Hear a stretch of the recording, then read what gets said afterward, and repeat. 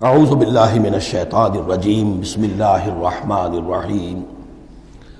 اب جو دو رکوع اگلے آ رہے ہیں یہ بڑے اہم ہیں اس اعتبار سے کہ یہ تاریخ بنی اسرائیل کا غزوہ بدر ہے جس کا تذکرہ ہوگا۔ میں ایک بات آپ کو بنی اسرائیل کی تاریخ کی بتا چکا ہوں کہ جب حضرت موسیٰ کے انتقال کے بعد یوشع ابن نون کی سرکردگی میں انہوں نے جہاد کیا، قتال کیا تو فلسطین فتح ہو گیا، لیکن انہوں نے چھوٹی چھوٹی حکومتیں 12 بنا لی اور آپس میں لڑتے بھی رہے۔ لیکن 300 برس کے بعد پھر صورتحال پیدا ہوئی، وہ واقعہ ہوگا جو اب سامنے آ رہا ہے کہ جب ان کے اوپر دنیا تنگ ہو گئی، آس پاس کے جو کافر اور مشرک لوگ تھے انہوں نے انہیں دبا لیا، بہت سوں کو ان کے گھروں سے ان کے ملکوں سے نکال دیا، تو پھر تنگ آ کر انہوں نے کہا اس وقت کے نبی سے کہ ہمارے لیے کوئی بادشاہ بنا دیجئے، سپہ سالار بنا دیجئے، اب ہم اللہ کی راہ میں جنگ کریں گے۔ تو وہ جو جنگ ہوئی ہے طالوت اور جالوت کی، اس جنگ کے بعد سے خلافت راشدہ شروع ہوئی ہے دور بنی اسرائیل کی۔ گویا کہ خلافت راشدہ دور بنی اسرائیل کی 300 برس بعد آئی ہے ان کے رسول کے انتقال کے، جبکہ خلافت راشدہ اس امت مسلمہ کی متصل ہے رسول اللہ صلی اللہ علیہ وسلم کے زمانے کے ساتھ، اس لیے کہ صحابہ نے جانیں دیں، خون دیا، قربانیاں دیں، اور اس کے نتیجے میں حضور کی زندگی ہی میں دین غالب ہو گیا، اسلامی ریاست قائم ہو گئی۔ تو ظاہر بات ہے اس کے بعد آپ کے انتقال کے بعد خلافت کا دور شروع ہو گیا، لیکن وہاں یہ سارے سال 300 برس گزرے ہیں، اس کے بعد ان کا دور خلافت آیا ہے، اور اس میں بھی 3 خلافتیں ہیں کہ جو متفق علیہ ہیں۔ ویسے وہاں تو وہ نبوتیں ہیں، طالوت علیہ السلام، داؤد علیہ السلام اور سلیمان علیہ السلام۔ چوتھی خلافت پر آ کر تقسیم ہو گئی ہے، جیسے حضرت علی کے زمانے میں چوتھی خلافت میں عالم اسلام جو ہے دارالاسلام منقسم ہو گیا کہ مصر اور شام نے حضرت علی کی خلافت کو تسلیم نہیں کیا۔ اسی طرح حضرت سلیمان کے 2 بیٹوں میں پھر ان کی مملکت تقسیم ہو گئی، ایک اسرائیل اور ایک یہودیہ، یہ 2 ریاستیں وجود میں آئی، یہودی۔ بہرحال یہ جو واقعہ تھا کہ جس کے بعد خلافت راشدہ شروع ہو رہی ہے، اسلام کا غلبہ شروع ہو رہا ہے حضرت موسیٰ کی تاریخ میں، وہ ہے طالوت اور جالوت کی جنگ۔ اس کے لیے اب یہاں پر تذکرہ ہو رہا ہے، اور یہ بھی ایک آئینہ دکھایا جا رہا ہے صحابہ کرام کو، اب یہی مرحلہ تمہیں درپیش ہے۔ غزوہ بدر آیا چاہتا ہے، آئینہ، coming events cast their shadows before, تمہیں پہلے سے بتایا جا رہا ہے۔ الم تر الی الذین خرجوا من دیارہم، کیا تم لوگوں نے غور نہیں کیا، کیا تم نے غور نہیں کیا ان لوگوں کے حال پر کہ جو نکل گئے اپنے گھروں سے، وہم الوف، جبکہ وہ ہزاروں کی تعداد میں تھے، حذر الموت، موت سے ڈر کی وجہ سے،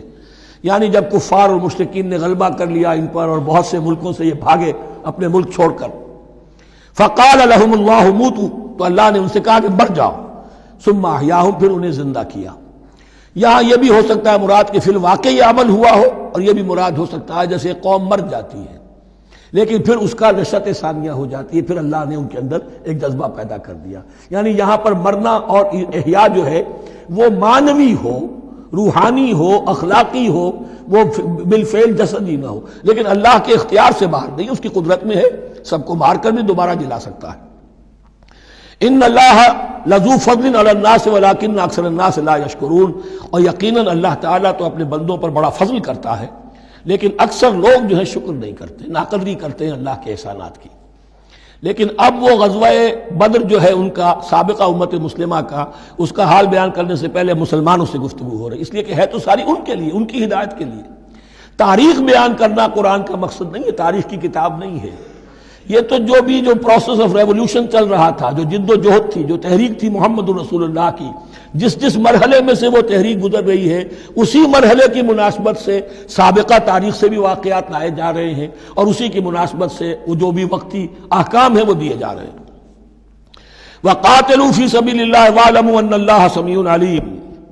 اور جنگ کرو اللہ کے راستے میں، اور جان لو اللہ تعالیٰ سب کچھ سننے والا اور جاننے والا ہے۔ مَنْ ذَا الَّذِي يُقْرِضُ اللَّهَ قَرْضًا حَسَنًا فَيُضَاعِفَهُ لَهُ أَضْعَافًا كَثِيرًا، کون ہے وہ شخص کہ جو اللہ کو قرض حسنہ دے؟ یہ انفاق جب کیا جاتا ہے خالص اللہ کے دین کے لیے، تو اللہ کہتا ہے یہ میرے ذمہ قرض ہے، دین میرا ہے، تم میرے دین کو غالب کرنا چاہتے ہو، میری حکومت قائم کرنا چاہتے ہو، تو جو کچھ اس میں خرچ کرو گے وہ مجھ پر قرض ہے، قرض حسنہ ہے۔ من ذا الذی یقرض اللہ قرضا حسنا فیضاعفہ لہ، تو اللہ اس کو اس کے لیے بڑھاتا رہے، دگنا کرتا رہے، اضعافا کثیرا، دگنا چوگنا، بہت گنا۔ واللہ یقبض ویبسط، اور اللہ کے اختیار میں کسی چیز کو چھوٹا کر دینا، سکیر دینا، اور کھول دینا اور کشائش کر دینا۔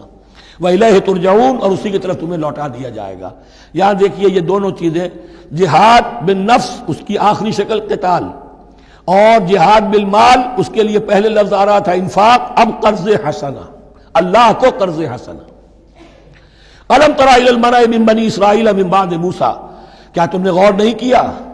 موسیٰ کے بعد بنی اسرائیل کے سرداروں پر، ملا من بعد موسیٰ، اذ قالوا لنبی لہم، جبکہ انہوں نے اپنے نبی سے کہا۔ یہ تو میں آپ کو حدیث سنا چکا ہوں، کوئی وقت ایسا نہیں گزرا حضرت موسیٰ کے بعد کہ نبی کوئی نہ کوئی موجود نہ رہا ہو،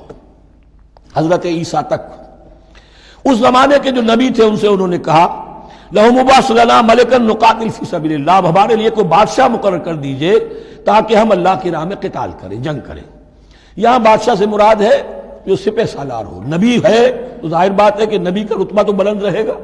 لیکن نبی کے تابع ہو کر کوئی شخص کہ جو جنگ کی سپہ سالاری کر سکے اس کو نامزد کر دیجئے۔ قال هل عصیتم ان کتب علیکم القتال الا تقاتلوا، جو نبی تھے یہ سیموئیل نبی تھے، سموئیل، یہ آپ اولڈ ٹیسٹمنٹ میں پڑھیں گے سیموئیل نبی۔ انہوں نے کہا کہ اس کا بھی اندیشہ ہے کہ جب جنگ فرض کر دی جائے اللہ تقاتلوا، پھر تم جنگ نہ کرو،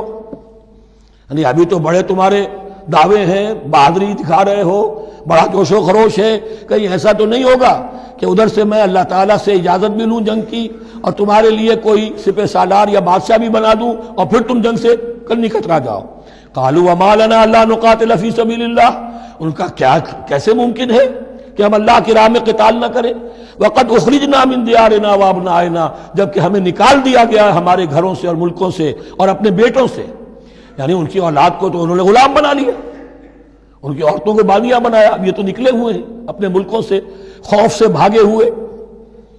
فلما كتب علیہم القتال، تو جب ان پر وہ جنگ فرض کر دی گئی، تولوا الا قلیلا منہم، تو پیٹھ پھیر گئے سب کے سب سوائے کچھ لوگوں کے۔ یہ گویا کہ تنبیہ کی جا رہی ہے مسلمانوں، تم بھی بہت کہتے رہے ہو کہ حضور ہمیں جنگ کی اجازت ملنی چاہیے، ہم کب تک یہ ظلم سہیں گے؟ لیکن ایسا نہ ہو، دیکھو اب جب جنگ کا حکم آئے، اب پڑھ چکے ہم وہ آیت کتب علیکم القتال وہو کرہ لکم، اب اچھی نہیں لگ رہی جنگ، جان تو پیاری ہے، تو اب دکھا دیا گیا وہاں بھی یہ ہوا۔ واللہ علیم بالظالمین، اور اللہ ایسے ظالموں سے خوب باخبر ہے۔ صدق اللہ العظیم۔